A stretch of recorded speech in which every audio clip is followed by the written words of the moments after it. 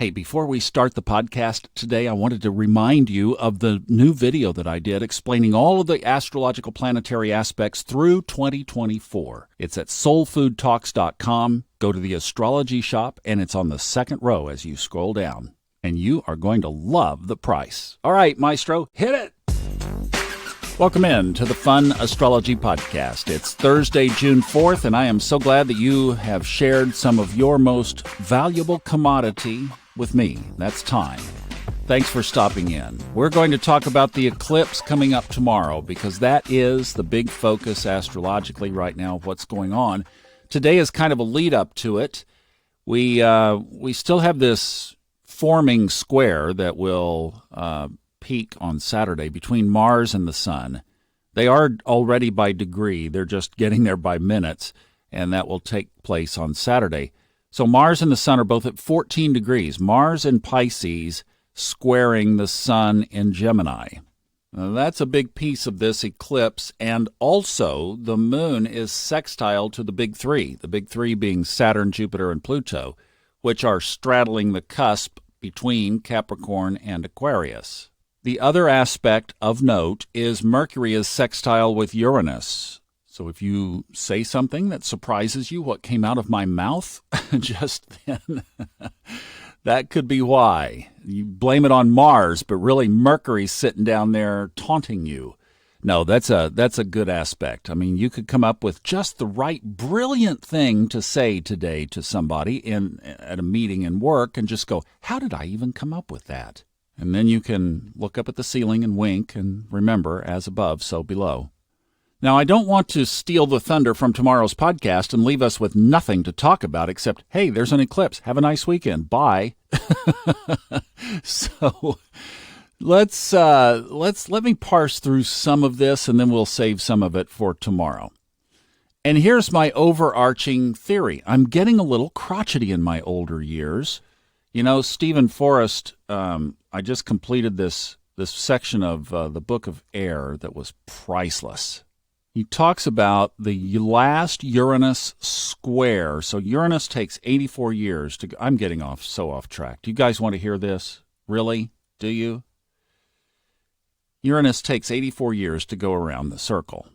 So at 21, 42, around 63, and then 84, Uranus is squaring or opposite to its original place on your chart when you're born.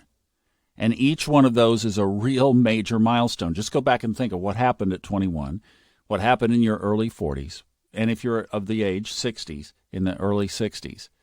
And those are key periods of progression of what he's talking about, individuation of Uranus. It's us becoming our true selves.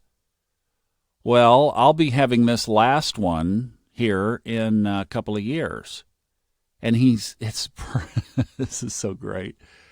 He says, if you do it well, it sets you up to become a really cool old person.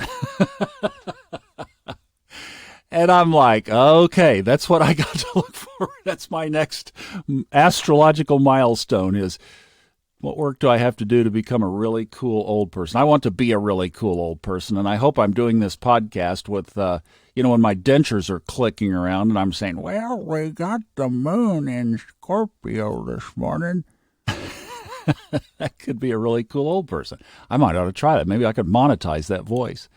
All right, so look, let's get serious here about this and the now. So tomorrow, the eclipse, we'll remind all of this tomorrow again.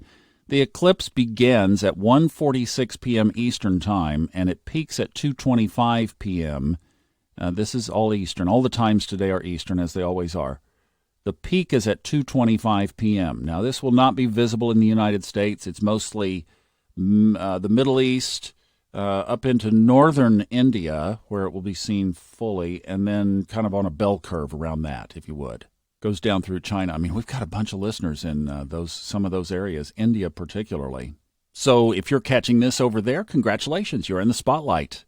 Now, the last time that a lunar eclipse happened in Sagittarius was back on May 25th, 2013.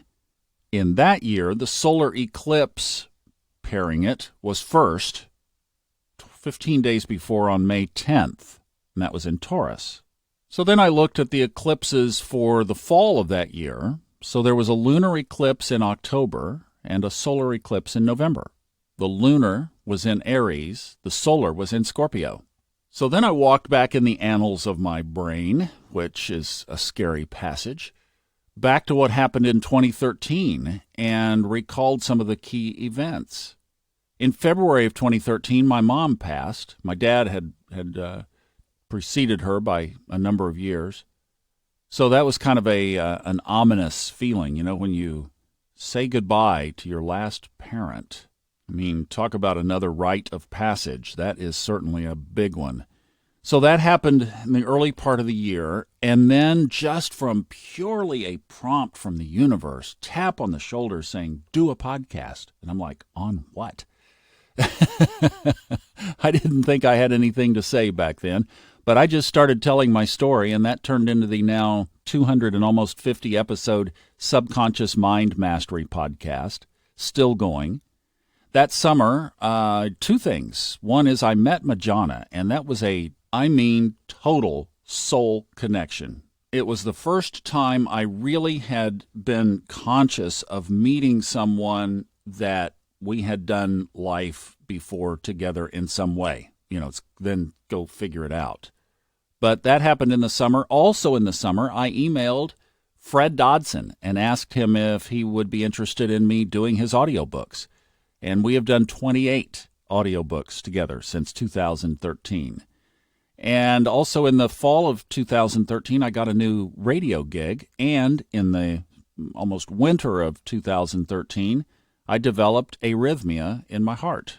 Had to have 2 procedures on it before that year closed its door on December 31st. So that was the effect of the last eclipses. So as I look back on 2013, I'm thinking, hey, let's bring on this eclipse. I'm ready. And then you look at everything else that's going on in the chart.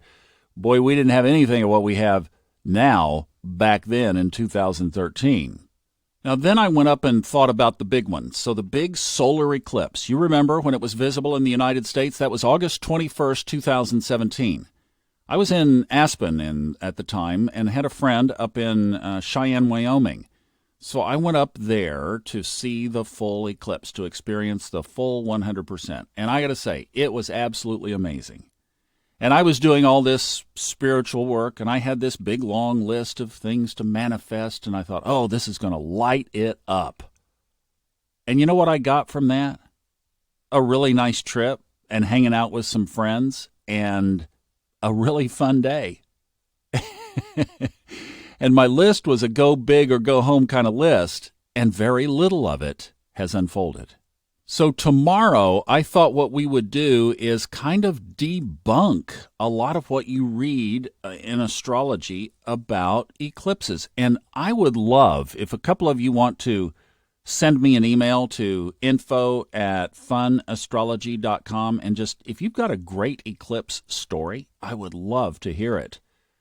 And if it's just kind of it's an astronomical event that is super cool, but I kind of like you. It's like, I don't know that there's that much energy around it.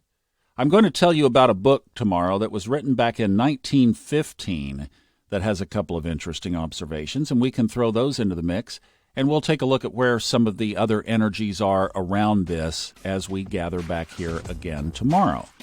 So is there that much big of a big deal around eclipses? You know, is the world going to go to hell in a handbasket as of 2:30 tomorrow afternoon? I kind of don't think so, and you probably don't either. But we'll try to weave together what is there, because there is this square with Mars, and I would say from any kind of astrological playbook that we've got to consider that for sure, because Mars will be square to the sun and the moon at the time of the eclipse. All right, have a great Thursday. I'll see you tomorrow. Thanks for your time. Bye-bye.